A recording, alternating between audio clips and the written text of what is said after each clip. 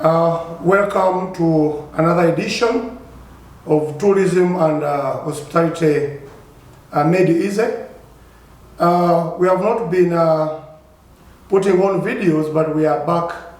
We had a very busy schedule, but now we are back and we are promising our audience that every week we shall be hosting one show.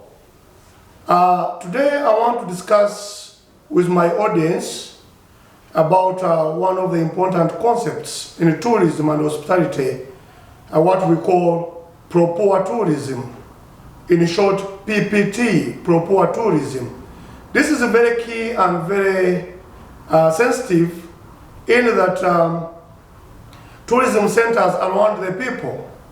And you find that most of the tourism resources, what we could call attractions, are surrounded by the people, what we call the host communities or the local communities or the local people. But the unfortunate part of this is that these people are very, very, very poor, or most of them are living in absolute poverty. And therefore, a question comes in. People start wondering. In most of the East African countries, tourism is #1 export currently. It has surpassed or replaced tea and coffee. And most East African countries currently depend on tourism as their #1 export. And that means it generates or it brings in more money when we compare to the exports of tea and coffee. And therefore, it is a very, very important sector to economic growth and development of countries. But despite of that, you find that the people are staying around these attractions, for example, lakes, for example, rivers, mountains, national parks, game reserves, forest reserves. They are still poor and they are living in absolute poverty. And therefore, that's why I want to discuss this concept of pro-poor tourism. In short, pro-poor tourism means the net benefits that the poor people get from tourism. The net benefits that tourism gives back to the local communities or to the poor people, especially who are surrounding these national parks or other attractions. And we need to note one thing. Tourism depends on people because there is what we call preservation and conservation. If we want to achieve the goal of sustainability in tourism, we must preserve, we must conserve. And we all know as experts, you cannot achieve conservation or preservation without the local people. Because you find that most of the negative effects of tourism, especially the resources, are caused by human beings. The illegal activities, for example. Talk of poaching, the illegal hunting or killing of wildlife. Talk of deforestation, cutting down trees. And when we are cutting down trees or this vegetation, these are habitats for animals. These are where animals live. Some animals are herbivores, they eat plants. So the moment you cut trees, you cut plants, that means you are destroying one, the homes for animal species and bird species. Two, you are destroying food for animals. Because some animals are herbivores, they depend on plants, they feed on grass. And therefore you find when you are doing deforestation, then there is much of the negative impact. So people do poaching, they do deforestation, they do soil erosion, the washing of the top fertile soil, they do bush burning with its negative effects on the environment, especially on the attractions. They do a lot, and therefore we need them. People are very much needed when it comes to conservation and preservation. You cannot achieve sustainability of tourism when you don't involve the local communities, when you don't involve those communities. But I'm still putting it out that these local communities are very poor. And that's why we want to look at the concept of pro-poor tourism. The net benefits that tourism gives to the poor people.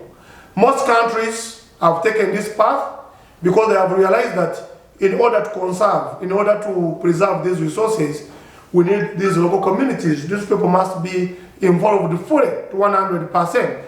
And therefore, let's first discuss pro-poor tourism. If we are saying the net benefit that tourism gives the poor people, But with the main aim, the goal is that we are giving to the poor people because we want to bring them on board, to stop their illegal activities, to bring in them in terms of conservation and protection of these resources. And therefore, tourism does a lot to the poor people. So we are going to discuss them. Number one, where you find maybe tourism is at a boom, maybe it is doing greatly or it is doing well, you find also the poor people benefit. For example, one of the benefits are jobs or employment opportunities. We have like a national park. People are working there as tour guides. People are working there as game wardens. People are working there as game rangers. People are working there as trackers. We have park wardens. We have cleaners. We have receptionists. They are getting jobs. Along these attractions, people get jobs and they can get some amount of income to cater also for their basic needs of life. So that's one of the benefits that tourism gives back to the poor people, employment or jobs, and they get money, and maybe they can solve their basic needs of life, like have money for school fees for their kids, have money for the basic needs, food and clothing. That's one of the benefits. Number two, we have infrastructure development. Most areas rich in tourism resources because we are having domestic and inbound tourists who want to come and visit these areas. You find the government and maybe the resource managers, their basic infrastructures within that locality. For example, there are roads, they might be paved or manned roads. There are health centers or hospitals.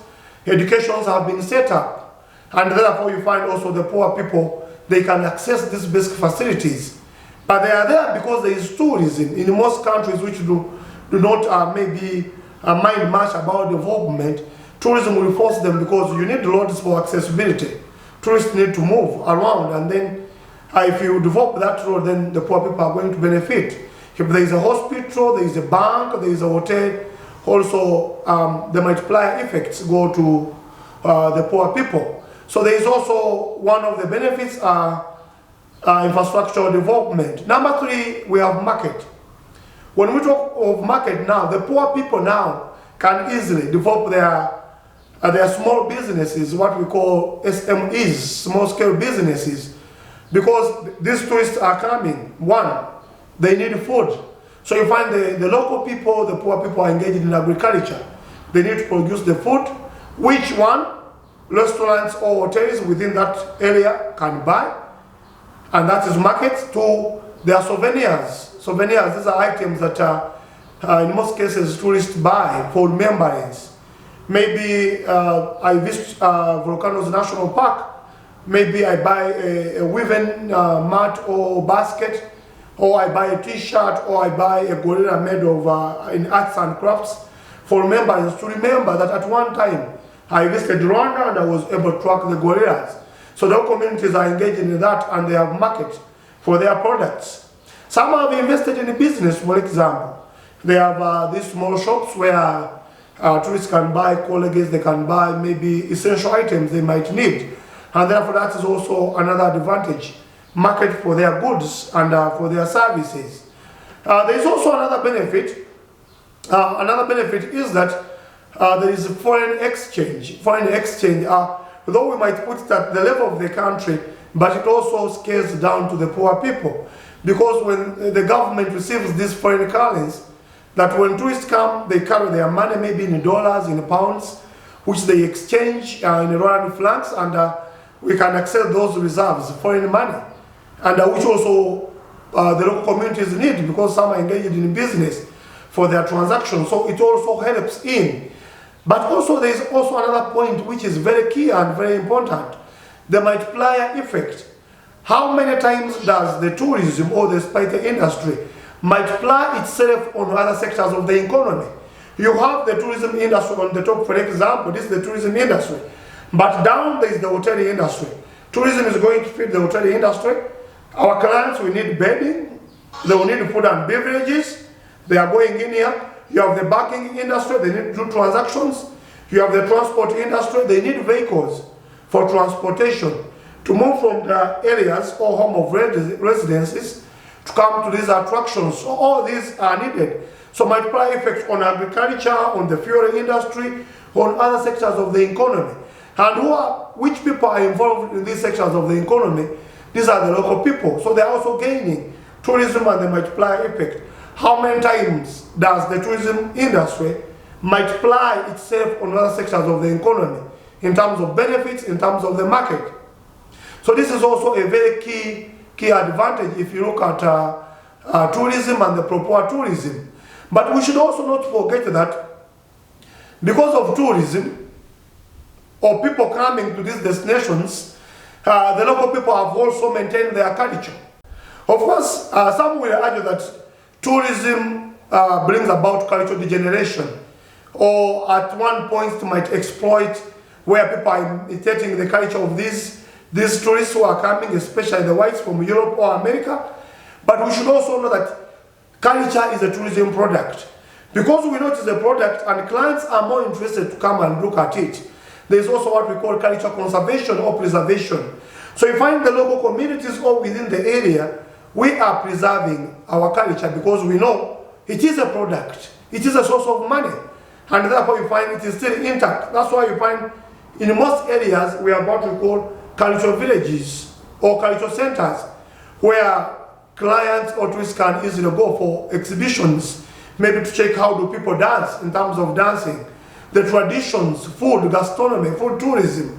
So you find also, yes, we agree, whatever has an advantage, that's a fact, has a disadvantage, but there is also another benefit of cultural preservation, and which is very key because the poor people are going to use it to make more money.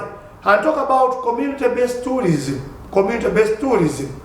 because now people should understand, especially the tourism managers or people who are involved in tourism business, these clients want new experiences they don't have from their homes or from the country they are coming from.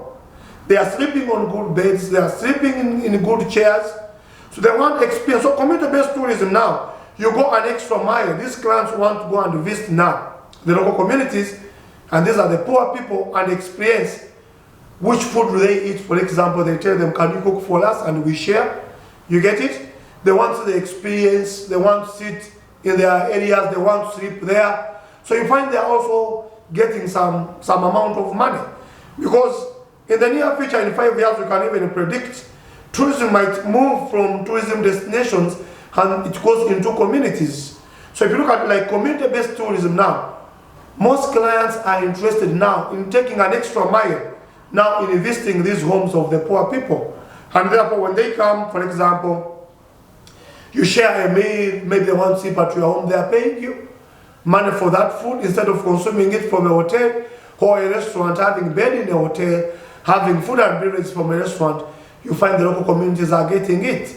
Yes, we agree that tourism has done much in lifting the standards and the income levels of the poor people. However, we cannot conclusively say that it is reducing the poverty levels. There is still a lot that is needed, and that's why most of the government have even enacted policies or implemented policies that look at tourism, but also in line of uplifting the poor people. Like for example, the revenue sharing, the 10% tourism revenue sharing. Rwanda has done it. I think Uganda also does it, and Kenya. You find that there are policies that whatever also a resource like a national park earns within a period of 1 year, that money is calculated and 10% removed, put aside, and then given back to the surrounding communities. It might not be directly that they give them the money and they share, but there are meetings with the local communities, and then decisions are taken on which key priorities or sectors need to be developed. For example, do the local communities need water projects? That money can be invested in water projects. Do they need a school for their kids? That money is used to set up a school. Do they probably need a health center? That money is put in there. So there is a lot that tourism is doing to uplift the well-being of the local communities. Although we still have a challenge and we must face the bull by its horns, you still find that the local communities staying around tourism resources or attractions, they are still very, very poor. Some are still living in absolute poverty in countries that maybe have not taken much effort. You get it? Which I might not mention because my job is to educate only. And we call upon that there must be something that tourism should do to the poor people. Because without these poor people, I want to assure you as an expert that preservation and conservation will be very, very hard to achieve. So, all these benefits are there, but we call upon the authorities, the local governments, the governments, or the resource managers that a lot is still needed for tourism to contribute to the standards of living, to the income levels of the poor people in order to achieve conservation and preservation. So we have seen these benefits, they are there, but there's still more that we can do. For example, why would these national parks, why would these lakes or rivers or game reserves hire expatriates from other countries? Why can't we not take up these local communities, train them? I know labor is expensive. These local communities, they might not have the competencies. They might not have the skills, the knowledge and attitude needed to deliver the services that the clients need. But we are calling upon them that they can be trained still. Man can learn, and therefore they take up. And also, let them not get these substandard or inferior jobs. We agree, we give credit to where they have been employed, but which jobs are they doing? If we don't give them these benefits, then these people are going to destroy the resources that we have. And our goal of tourism resources or attractions is not making money. Money is secondary. The primary goal is conservation, is preservation, is sustainability, to ensure that we have these resources for today, we have them tomorrow, we have them for the next 1,000 years, so that even our great-great-grandchildren will come and find we still have these parks in East Africa. We still have these water bodies in East Africa. Otherwise, they are going to be destroyed. And tomorrow, we have no green environment. And tomorrow, we have no tourism. So I want to talk about the concept of proper tourism. The tourism that concentrates at the net benefits, whether they are economic, environmental, social or cultural or political, that tourism gives back to the poor people. And these poor people are the local communities, they are the host communities who are staying along these tourism attractions and resources. So I want to call upon tourism managers, people who have invested in tourism, tour operators, the business community. Please, there's still a need that we can do to assist the local or the poor people to get out of poverty. And we can use it through tourism and through the concept of poor tourism. Thank you very much for listening to me. If you have any question, any comment, don't hesitate to bring it up. And I want to call upon my audience. We are experts. I'm not alone. We are a group. Please, any topic that you feel, as long as it is in line of tourism and hospitality, we can discuss it for you. Thank you very much for listening. Please subscribe and share these videos. They're important, especially to the students who are doing tourism, to teachers who are teaching tourism, to universities that offer tourism, and to any other person who loves tourism, and the people who have invested in tourism. I love you so much, and bye.